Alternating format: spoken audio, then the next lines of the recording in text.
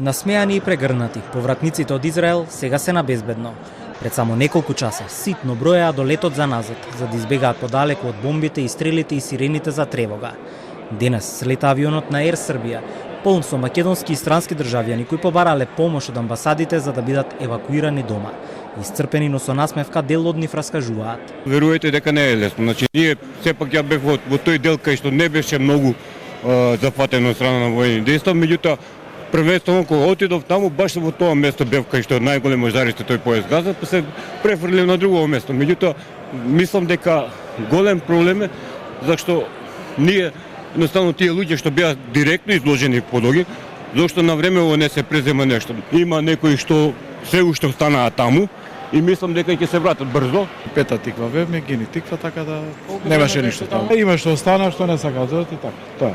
Тамо смо седеле 7 месеца као турист, а ми е супер било, многу убави спомени имам, ама еве овој нешто бидна многу.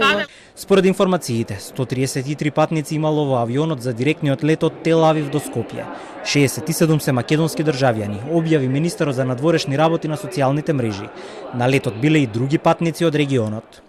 Со денешниот чартер лет од Тел Авив кој беше организиран и платен од страна на владата на Република Северна Македонија, ги донесовме и преостанатите 67 наши државјани кои побараа асистенција за нивна евакуација од Израел. На истиот лет излеговме во пресрети на нашите пријатели, обезбедувајќи трансфери на 7 албански, 7 црногорски и 3 бугарски државјани. За дел од нив, патешествието не заврши на Скопскиот аеродром и ги чека уште пат до дома. Но и тие пред нашите камери ги споделија своите искуство од завојуваниот Израел. Искрено, ја нисам бил уплашен за повратак, желeo сам да останем тамо, ali čim je prva bomba pala u tom mestu gde sam ja živio, ja sam odlučio odmah da napustim zemlju. Nakon 2 godine nije ovo prvi put i prije se dešavale slične stvari, nije ovo znači prvi put se dešava, ali sad su mešao Hezbollah, tu su više terorističkih grupa i postalo je opasno na ulicu da se izađe. Nije samo raketni napad u pitanju su ljudi, arapske populacije koji žive među nama. Ima ih mnogo i više jednostavno neizdrživo je postalo.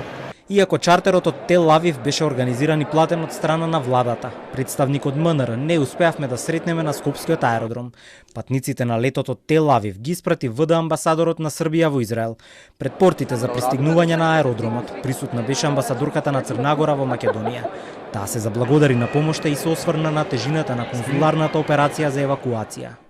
И финансиски и безбедносно ризици постоje. Rizici postoje i naši državljani trebaju da budu svjesni toga. Naše vlade rade sve što mogu. I naša diplomatsko-konzularna predstavništva i vaša, i crnogorska, i makedonska, i svih nas u ovim momentima. I svi daju sve od sebe. Претходно македонски државјани беа евакуирани со помош на летови организирани од владите на Србија и Грција. Се враќаа и преку Тирана и Истанбул.